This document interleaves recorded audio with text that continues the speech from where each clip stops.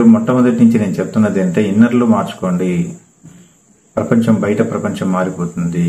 మీరు మారాల్సింది ఇన్నర్లో. మీలో మీరు మార్పు చెందితేనే బయట మారుద్ది ప్రపంచము. మీ కష్టాలు తీరాలంటే ముందుగా మీరు మారి చూడండి, అప్పుడు మీ కష్టాలన్నీ పోతాయి.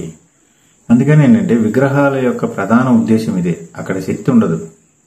అందుకని నేను చెప్పేది ఏంటంటే మనకు మోటివేషన్ కోసం విగ్రహాలు ఉన్నాయి, మన క్రమశిక్షణ ఉండడానికి విగ్రహాలు ఉన్నాయి.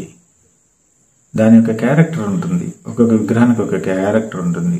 ఆ క్యారెక్టర్ మనలో డెవలప్ చేసుకోవడం కోసం, మనలో మోటివేషన్ జరగడం కోసం, ఎప్పటికప్పుడు మనల్ని అలర్ట్ చేయడం కోసం మనం విగ్రహాలు పెట్టుకున్నాం, పటాలు పెట్టుకున్నాం, బొమ్మలు పెట్టుకున్నాం. అందుకని ఇప్పుడు మనం చేయవలసినది ఏంటంటే విగ్రహాల మీద ఆధారపడద్దు. ఏ విగ్రహం అయితే మీకు ఇన్స్పైర్ అవుతుందో ఆ విగ్రహం యొక్క గుణాన్ని నేర్చుకోండి, తెలుసుకోండి, నేచర్ని తెలుసుకోండి.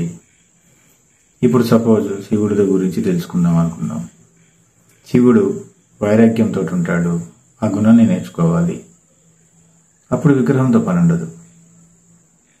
నారాయణుడు, వెంకటేశ్వర స్వామి ఉన్నాడు. ఆయన జ్ఞానానికి సంబంధించిన ప్రతీక, జ్ఞానంతో వ్యవహరిస్తాడు. ఇలా అమ్మవారు ఉన్నారు, ప్రేమతత్వం. ఆ తత్వం నేర్చుకోవాలి. అప్పుడు అమ్మవారితో పని ఉండదు మనకి. విగ్రహాల మీద మనం ఆధారపడేటువంటి ఆ స్వభావం మాయమైపోతుంది. అందుకని విగ్రహాల యొక్క ప్రధాన ఉద్దేశము మోటివేషన్. మనని ఎప్పటికెప్పుడు ట్రైన్ చేసుకోవటానికి, మన క్రమశిక్షణ ఉండటానికి, మన లోపల స్వచ్ఛతను అభివృద్ధి చెందేటట్టుగా చేసేటువంటి వ్యవస్థే ఆ విగ్రహాల వ్యవస్థ. శాస్త్రాలు పూర్తిగా నిషేధించాయి. కొన్ని చోట్ల మాత్రం విగ్రహాల వల్ల ప్రయోజనం ఉంది అని చెప్పబడింది. పూర్తిగా అయితే మాత్రం శాస్త్రాలు కూడా విగ్రహారాధన నిషేధించాయి. అన్ని గ్రంథాల్లో అలాగే చెప్పబడింది.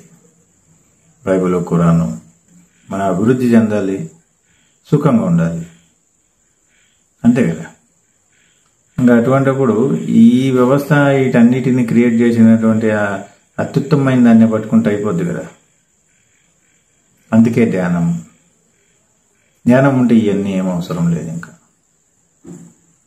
అసలు ఏదైతే మూలమో దాన్ని పట్టుకుంటే ఇంక ఇవన్నీ అవసరం లేదు.